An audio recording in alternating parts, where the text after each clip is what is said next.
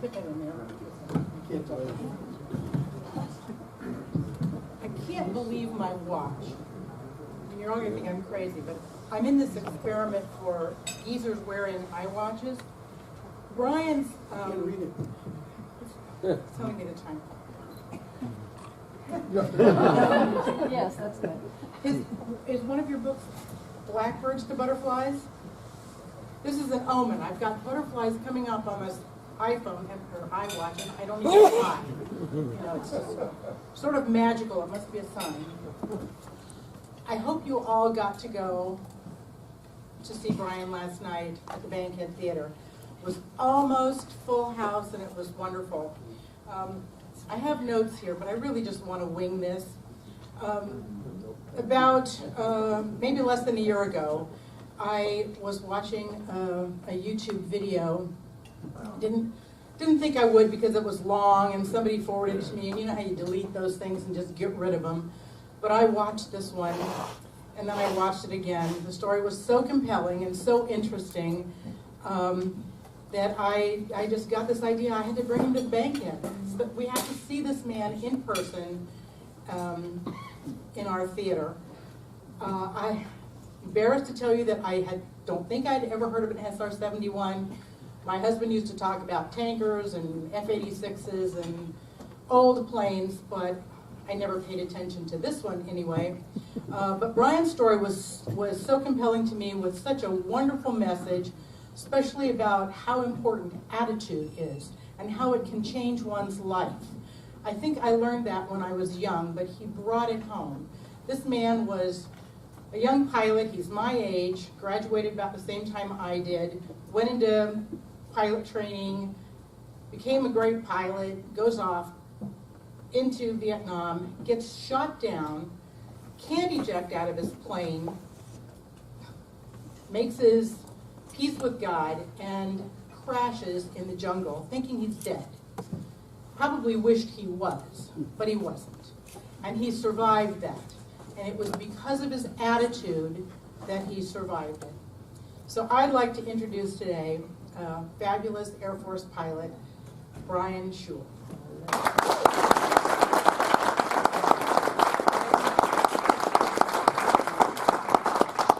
Thanks very much for having me. You know, sometimes you say that's a tough act to follow. I have to follow my own act from last night, and that's kind of tough because I had an hour and a half to share my story with just a great audience and a wonderful group of folks that came out last night. I know many of you were probably there. So in just 20 minutes, I will try to give you something to uphold the tradition of the great programs that you've had here. I was shot down in Vietnam, and I was given up for dead. And why my story is interesting and remarkable is not because I did anything great, and I had a lot of people helping me and everything. I am just a survivor, and I tell people, as I said last night, I'm the luckiest guy in the world, and because I really deserve no pity or anything like that. I've had the greatest career and the greatest luck to get through the things I have. 1966, this airplane came to Beale Air Force Base in Marysville to fly spy missions for the next quarter of a century. For those of you unaware, it's the highest flying, fastest aircraft ever built. This was your spy plane for about 25 years in this country. Served 6 different presidents. Built as a result of Gary Powers being shot down in the U-2.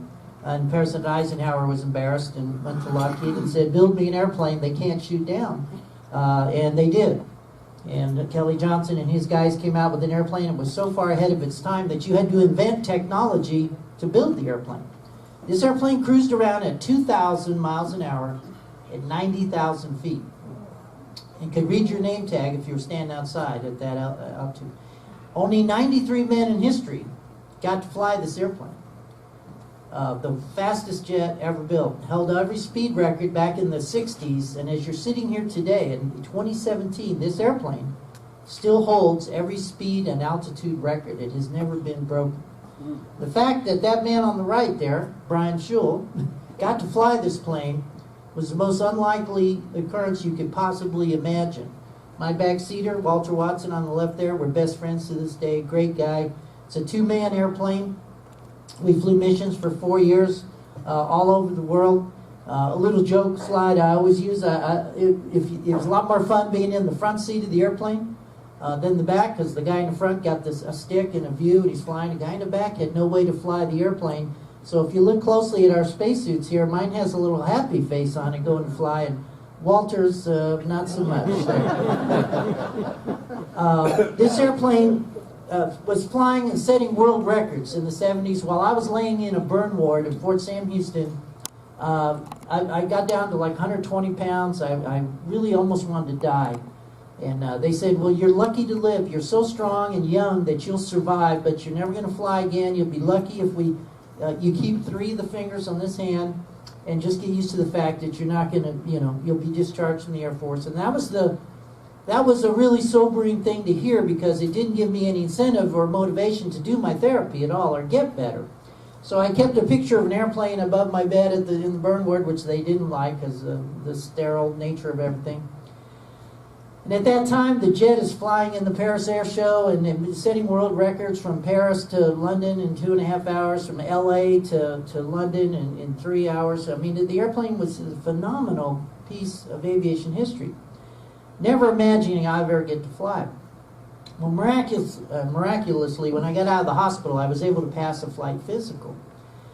Got back in the Air Force, and I was flying fighter jets, and I was a big story in the Air Force, because they thought, wow, no one's ever come back from that kind of injury. And internally, I was fine. I just looked like hell on the outside, and they just couldn't get used to that. Like, wow, if he's that badly injured and he's got this steel pin in his finger now, how could he possibly well, I was able to pass the physical. When I volunteered to want to fly the spy plane, after I'd been flying for a number of years, I was 12 years out of the hospital.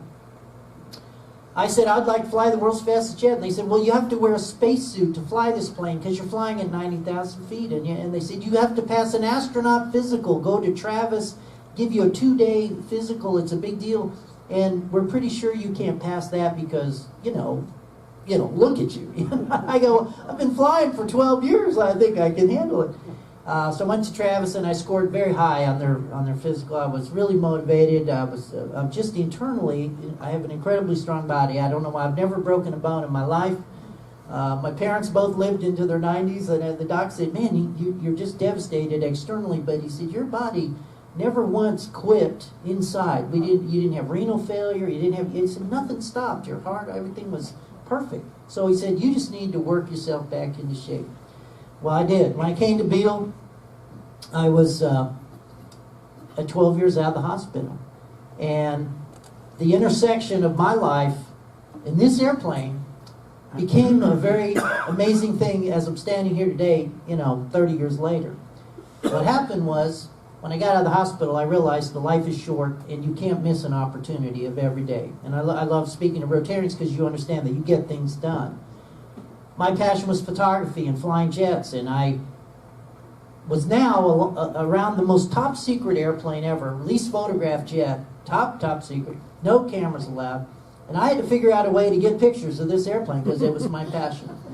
And I found out there was a way if you were willing to do enough paperwork, get the colonel to sign off, the security chief to sign off. So I made it a mission. I was around the airplane for about 7 years, and I have 250 pictures, and that's not a lot. And considering I didn't know what I was doing photographically at all, I was just reading books on photography, and I just was really into it. And I was around the most elegant aircraft ever built. It was amazing enough that I was even flying spy missions. The Air Force was just, I was in all their magazine articles all the time. And I was like, stop with that. I didn't do anything heroic. I just survived. But never imagining I would become a speaker, never imagining I'd write books, never imagining I'd do slideshows or there'd be such a thing as PowerPoints. I was with my little Nikon F3, Rosa 36 Kodachrome. Maybe I'd get 1 or 2 shots a day if I could, when I could. I look back now and think, God, why didn't I take more pictures?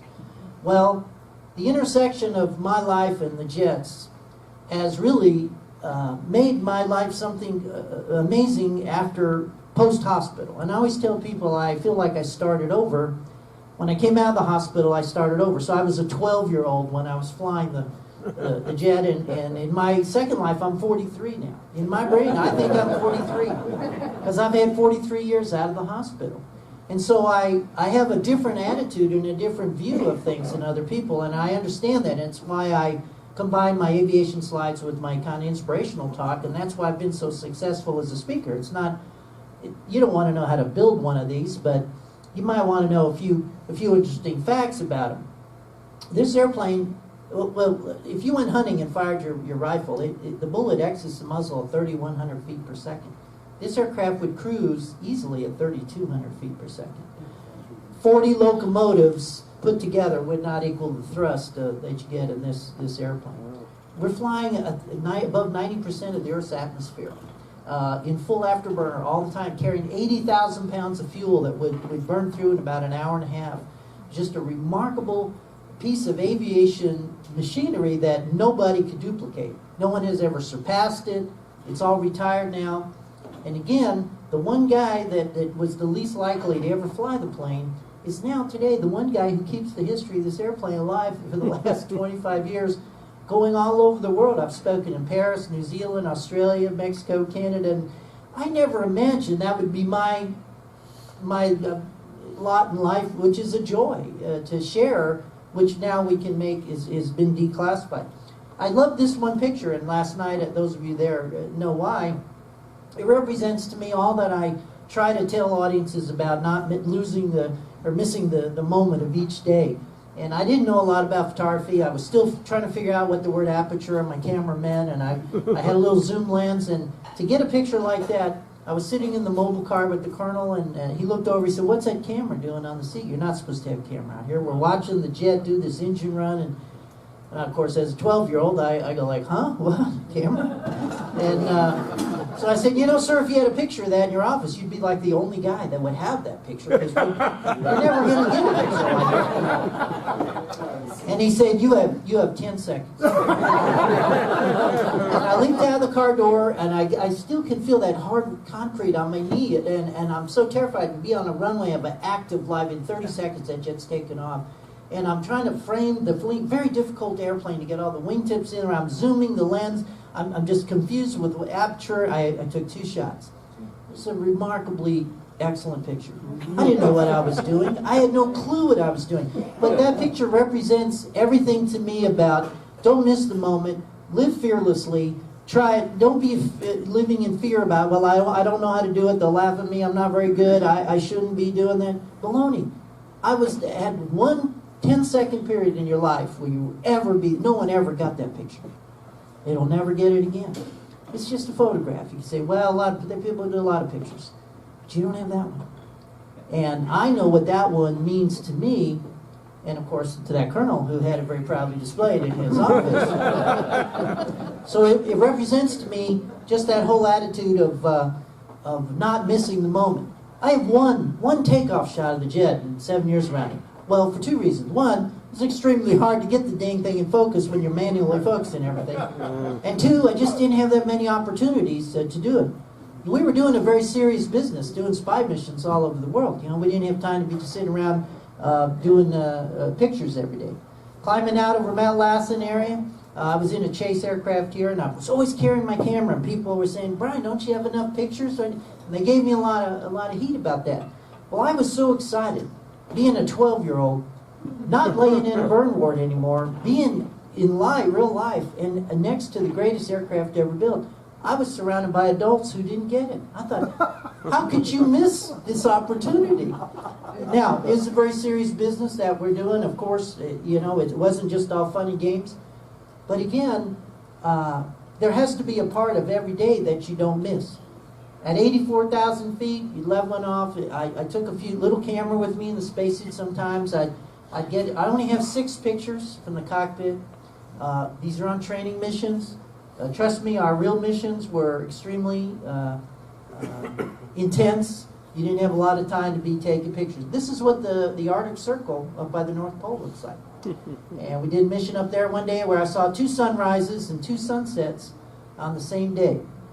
It became moon and dark stars up at the North Pole, came back to England, and I saw the sun come back up. We had 2 jets in England, 2 jets in Okinawa, and a dozen airplanes at Beale. That was it. And I was out of the country about 6 months out of the year. You name any geopolitical event from 1966 to 1990, This airplane was involved in it. It provided the Joint Chiefs of Staff, the President himself, with a kind of intelligence gathering that has not been replaced. Satellites are good, the U-2 is good, the drones are good, but they can't do what this airplane did. A little selfie before we had that term.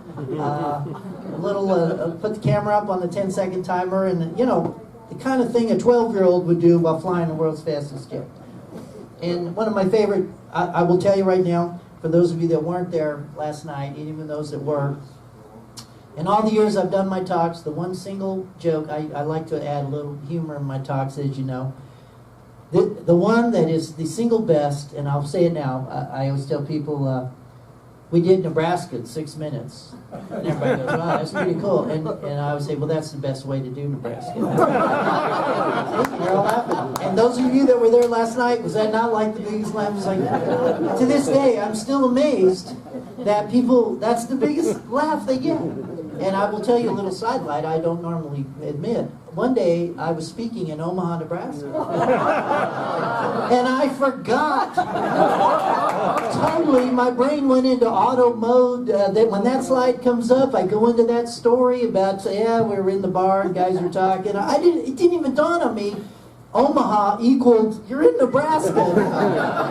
I swear, and I said that joke just like, and I'm thinking, they laughed for 10 minutes. And I went on to the next slide, and I was moving along, and I thought, why are they still laughing? I thought my fly was over. I thought, what is so funny? And it dawned on me. I said that so they have a good sense of humor about that, and they did laugh. Another little self-portrait in the cockpit there. Very harsh lighting, real bright up there, and very smooth. You're doing a mile every 2 seconds. And you're just ripping on very smooth, very, and the sensors and cameras, a lot of them are automatic. You don't have to worry about working them. The guy in the back is working a lot of that stuff. I saw sights that were so amazing, and most of the guys in the squadron, you know, you're doing your job, you're doing your mission, it's serious stuff. And I found so many guys I flew with missed the moment. I don't expect everyone to be 12 years old and want to take pictures. I don't. I get that. But people would come down and I'd say, God, did you see the sunset today? Did you see that? Or, no, I didn't. I was flying. You know, I didn't notice that. I'm worried about 6 more months I could be flying for American Airlines. And I go like, wow, that's not even funny to me. I go like, you are flying in a realm you will never duplicate the rest of your life, and you're worried about 6 months from now. You just can't wait to become a bus driver for America. And those very same guys, years later, I met them at the Reno Air Race stuff. They go, hey, remember back when we were doing that? Wasn't it? I go, yeah, you were missing it. I don't ever go to reunions and go like, hey, remember back when? Because I did it fully and didn't miss every moment of it while I was doing it. It was an incredible airplane that they've never built another one like it. Sometimes the jet would reward you with an incredible view. Here's sunrise over Iceland. We took a jet from Sacramento to London one day, which is a 3.5-hour flight. Delta, eat your heart out. And saw the sun come up over Iceland. Another one of the pictures I really love, another one you say, wow, that looks like someone knew what they were doing. Well, it was a little harder to get the wingtips in on that one, but you had very few opportunities to take these photographs at all. And like I said, at the time, little did I know what I would do with these photos. So when I got time to get out of the Air Force in 1990, that was the same year they retired the jet. So they put the jet in 30 museums. I had all these photographs, and I wanted to do something special, so we did a book. It was a real small book when we first started and everything. No one had ever done a book about what it was like to fly the world's fastest jet. Well, now this is like our 3rd or 4th edition. We did the 50th anniversary book because the jet's about 50 years old now. And we also did a very special coin. We did a 50th anniversary coin and everything. Last night we sold a ton of them. We only did a couple thousand of these books, so we have very, very few left now. That's what the coin looks like. We're very proud of that. It's like I never imagined I'd be the ambassador of keeping the jet alive in this way, but I'm really proud to do it because it's just part of my photo business and part of my my little company. I brought a few. We had a few left over from last night. Those of you that weren't there, if you'd like to look at the books or purchase them, the notebooks are normally $350 books. We're selling them for $240. I'll give you the same price we had last night. You're supporting Wounded Warrior with your purchase. I also brought a few of the coins. We printed the book horizontally so you could see the pictures full frame, and I wrote it in kind of a personal memoir style. I think that's the last slide. I'm not sure. Yeah, that should have been the first one, right? Yeah. Yeah. Obviously I can't tell you the whole story and everything today in 20 minutes, but a few things I would like to share with you today, and one of them is Rotary. And I don't get to speak that often at Rotary clubs anymore, because now I'm big time now. I'm doing all the big conventions now, and I don't do the little luncheons now. And I kind of miss them. And I'll tell you a little secret. I'm a big time speaker now. I'm like all over the internet. It's scary. My fat face is on so many internet pages, and YouTube's being passed around. People like Linda Tinney, you never know me. They're going to find out about me, get me in a Bankhead Theater. It's like, it's amazing. I'm actually a kind of shy person and introverted. I sit out for hours doing nature photography now. I am. My first talk ever was a Rotary luncheon. Back in 1990, I had all these photographs, and they were on Kodachrome slides in the old slide tray. Ka-clunk, ka-clunk. One day, one of my buddies saw it. He said, "Man, you got some nice pictures." I said, "I don't know. I'd like to do a book, but I'm not sure." And he said, "You know, we're having a little Rotary dinner in Sacramento. Just it's like a couple hundred people. Why don't you just come down and show your slides? That'd be great. Talk a little bit about your hospital thing. That's kind of amazing that you're even alive." I said, "Well, who wants to hear about that? First of all, they're not pilots. Yeah, I can get that. And I don't want to talk about the hospital stuff, you know." And they go, no, come. And they talked me into it. It was the nicest group of folks. I'd never really been to Rotary. Very nice folks. They loved it. They loved it a lot. And as Rotarians do, they told every other Rotary club, "Hey, this guy's great." So in the 90s, Brian spoke at like every Rotary club in California. And I was kind of enjoying it, because I saw people's response to something that they should be proud of. That it was first in his class, undefeated. America built something there no one's ever duplicated. And then I realized, well, my story is kind of separate, and then I kind of put the two together. But it was because of Rotary that now I'm doing Bankhead Theater. I'm doing all these big things. And I've rarely ever had a chance to come back and say thanks and say, you know, it was because that little seed, that little tiny seed that grew into a giant redwood, started at Rotary luncheons where they told one other club, and then somebody out of that club told a big corporate thing at a convention. I've spoken to the FBI conventions now 3 times. Now, they said we never have anybody 3 times. I've gotten to go to Paris, and all of that started in that little seed of Rotary. I'll tell you something else that you didn't know. No one, and I didn't tell the audience last night. Last night I told the audience a little story when I was in the hospital. Kind of wanted to die. I was at 119 pounds and I was giving up. That what turned my life around, or turned my attitude around, was Judy Garland came on the radio singing "Somewhere Over the Rainbow" while I was laying there, and I was just feeling real sorry for myself. And I heard the words to that song for the first time really, really well. It's a kind of an adult philosophical song about daring to dream. Go read the words to that song. It's deep. It's not a kid's song. It's about believing in miracles. My mom used to say, "I don't believe in miracles. I count on them." She says, "I want you to live like that." And I said, "Yeah, Mom, that's great, but does that really work?" Yeah, and now I know it does. It actually is very true. Well, I tell that story about the song "Over the Rainbow." It's a very true story, and it just changed my attitude, and it showed me that attitude's everything. I should have never been able to do all this stuff and then do that. It's just and I don't take credit for that. I'm as amazed as you are. So when I heard that song on Over the Rainbow, it's a big moment in my life that changed my attitude. I said, I'm going to try to eat the food now. I'm going to try to get better, even though it hurts. Even though the therapy is like worse than the original injury, I'm going to change my attitude. The radio, we're not supposed to have radios in there, or TV stuff. They didn't have it in that little burn room in Okinawa where they sent me for 2 months to die, basically, before they shipped me home, because they say he's not going to make the trip across the Pacific. So send him to Okinawa for 2 months of intensive care. They flew a burn team from Fort Sam Houston out there just for me. Well, those 2 months were hell, but I got through them, and then I came to the big hospital. Well, at that moment, you weren't supposed to have anything in that room, that was on sterile and everything. And I said, hey, and they came in to take the radio away one day, and I go, no, don't do that. He said, well, we can't have all this other stuff in here. Anyway, I got to talking to them about it and everything, and they said, well, the radio's just donated by groups and everything. And on the back of the radio, it said, Des Moines, Iowa Rotary. I didn't even know what Rotary meant. And I'm like, I don't know who those people are. I said, but that was so, they donated. It's this old 50s radio, just an old clunker from, looked like ancient. And it only played one channel because the Armed Forces Network, just whatever they wanted to play that day. And I heard that song at the right moment in my life. So Rotary and I have kind of been, for someone who's never officially joined Rotary, because I would never be able to attend a meeting. I'm on the go all the time. I'm traveling. I'm very proud to say that I was awarded a Paul Harris Fellow pin 1 year from the Reno Rotary for all the number of times I did a fundraiser stuff for them. So I want to, it's fun to, when Linda said, would you talk to our Rotary after the event, I thought, well, why? They all saw the show, and the ones that didn't, I can't give them the show.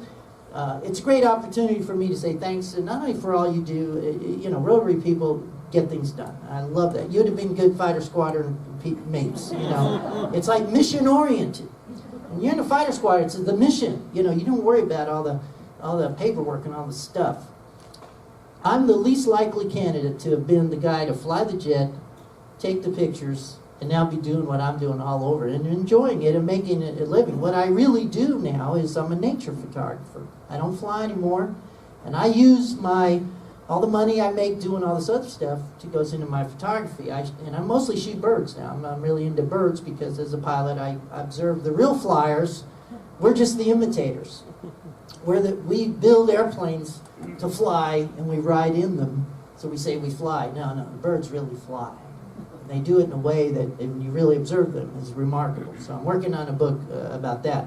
I have a gallery in Marysville, my photography, which isn't open yet, but will be in the next year or so, of my aviation stuff and my bird and nature photography. So I am a very introverted person in a way. I love sitting there for 8 hours a day in the quiet out there, and I do this. It's like, well, it's not work, but it takes a lot out of you, and then you just enjoy the quiet. We had the most wonderful time, and I really thank Linda so much for the bankhead last night. The audience was great. The people were terrific. And when I get an audience like that, big screen, and we have the videos and the sound, of course, it's more fun to share all your stories about what really was the most remarkable plane of the 20th century. It had a lot to do with forming your foreign policies and winning the Cold War. Since I only have a limited number of minutes today, I would like to, something I never do, is open the floor for questions. As I know, well, see, we got some hands already. Just speak loudly, and I'll try to answer your questions and make them brief.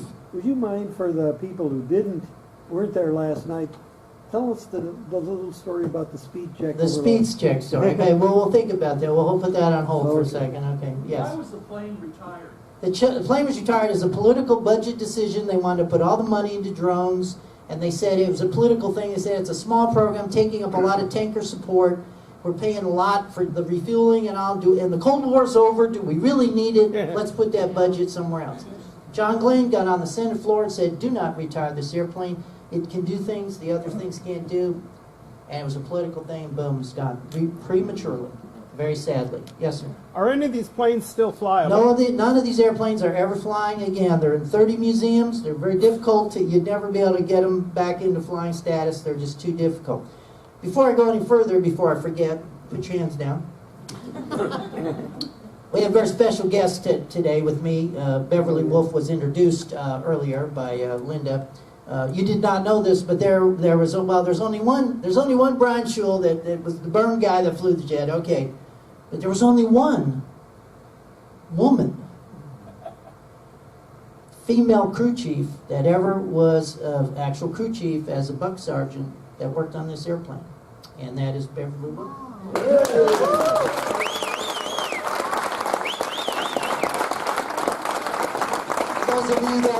Those of you that were there last night, we had Bev come up and everything. We call her Sled Bev. But Beverly was very good at what she did in the Air Force as a mechanic, and the Air Force wanted her to be the first female crew chief of the jet.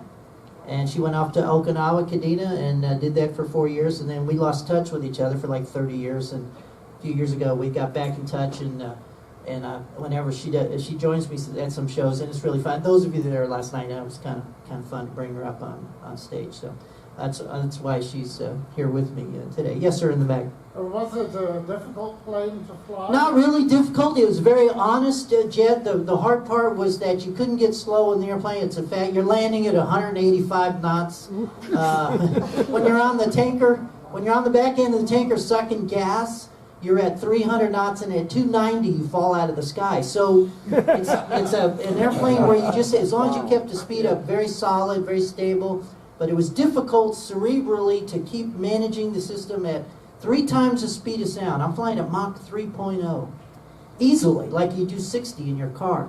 But I'm watching a lot of things going on in the air and the intakes, and you're managing the system. So it was a little difficult in the training, but as far as it was an honest 57 Chevy, very honest airplane flying. Yes, sir. Go through your journey from an AT-28 to the SR-71. Well, that would take an hour. How could I do that? I started at 200 knots flying T-28s, and then I had a year in the hospital. And I flew A7s, A10s, F5s, had a little F-100 time, F-15s, and next thing you know, got to fly the airplane with the big burners. So I had 5,000 hours flying, 20 years flying, and hung up my spurs, and I don't fly anymore. And I'm very happy to be have 2 feet on the ground. If I told you how many times I nearly killed myself in that 20 years, how many of my good friends are dead today? It's a very dangerous business. We never one of these was ever shot down. Not one, ever. But when you're in a regular fighter squadron and you're doing all that stuff for many years, and Bev and I both, we lost a lot of good friends, and it's just, it's okay to not do that anymore. I wasn't interested in flying Cessnas or anything. Yes, sir. One of your photos, I thought I saw a tail hook. No. Oh, yes, there is a tail hook, actually. And that's not for landing on carriers or anything. What that tail hook is for is if on takeoff, you have a board and you're going so fast that at the end of the runways, Air Force runways, they have barriers, cables. So that hook would trip the cable and it stops you so you don't run off into the grass. Is my time up? Not quite. Oh, okay. One One more more question. question. Who made the engines? The engines were made by Pratt & Whitney, and I have the great pleasure in 2 weeks of going to speak at Pratt & Whitney for the second time. Those guys just eat it up when you tell them how great their product was. That is your legs. Those engines are your legs, and that's the only jet that used that J65 engine. It was just an incredible thing. So let me wrap up here because I know I have a few minutes. If we come back and we do the show again next year, and please all come. It's really fun. We can tell you a lot of neat stories. I am the luckiest guy in the world. I'm very thankful that I've gotten to do all I did. I can't believe I lived through it.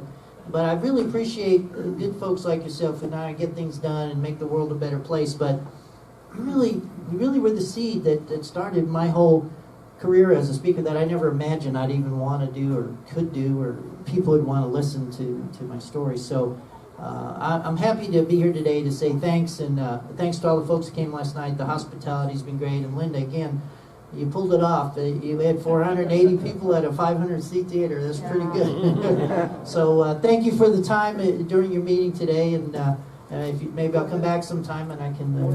Oh, you want the speed story? Okay, all right, I'll tell you the speed story. See, I can't go anywhere without telling that story. Okay. All right, this little story, I have to tell it every talk. It goes around the internet. It's on the internet. People send it to me. Someone asked me once, was it ever fun to fly the jet? Just pure fun. And I said, well, the only one time I can think of is this. And told that story. Little did I know it bloomed into the internet to some cult classic story that people send me. And I go, hey, I'm the guy. I wrote it. So the story is, one day Walt and I were doing a little training mission around the United States where we took off at a Beale, hit a tanker in Idaho, ripped on up to Montana, zipped across Denver, hang a ride at Albuquerque, out over Los Angeles, up to Seattle, back into Sacramento, 2 hours, 30 minutes. And we just do this for training for purpose, just to get some hours build up, do some refueling. One day we're over Tucson, and I can see downtown LA from Tucson. I can see the whole western United States bathed in a warm October glow. I can see the whole Rocky Mountain chain from Canada to New Mexico. And everything's smooth as glass. There's not a gauge moving in my cockpit. It's just a perfect moment of, I'm thinking, we bad. This is just the greatest thing. And I feel sorry for Walter because he has to monitor 5 radios in the back seat. So I pick up the switch just to monitor, and Sure enough, LA Center is controlling all the bug smashers and mortal planes below us. There's always some Cessna guy, got to know his ground speed back in those days, pre-GPS days. LA Center, Cessna, November Alpha 10, you got a ground speed radar for us. You know, on Center, they're going to talk to you really cool. That's what they do, even though they're like, who cares? You know, but Cessna, November Alpha, we show you 90 knots, 90 knots on the ground. That's how they talk. Those of you that fly, you know, I'm not kidding. That's the way Center talks. And all of them. Albuquerque Center, Cleveland Center, Seattle Center.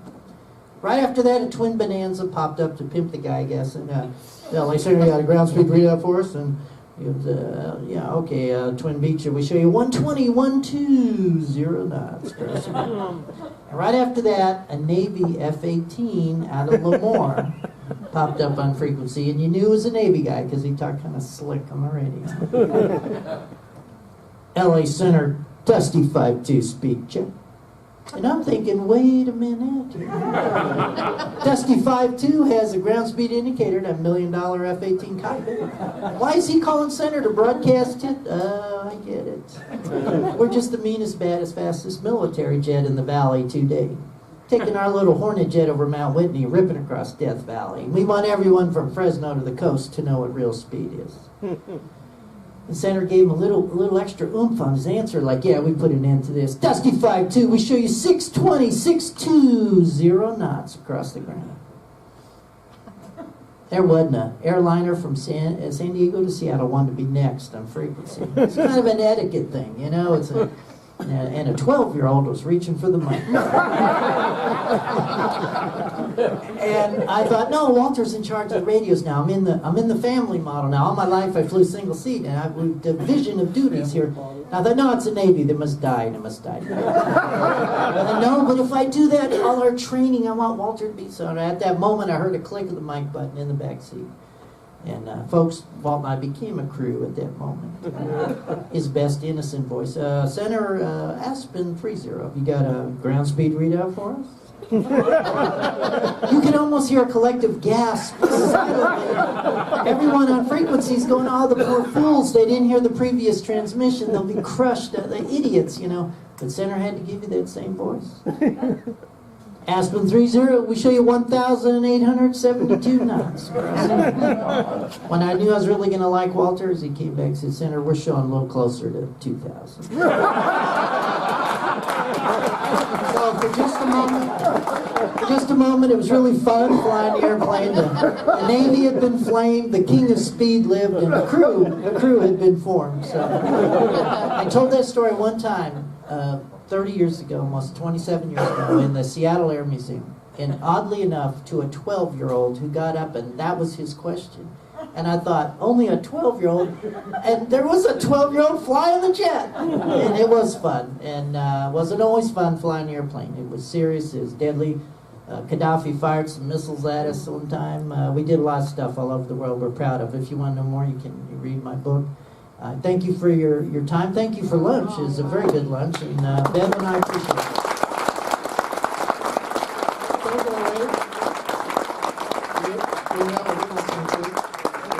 Your choice.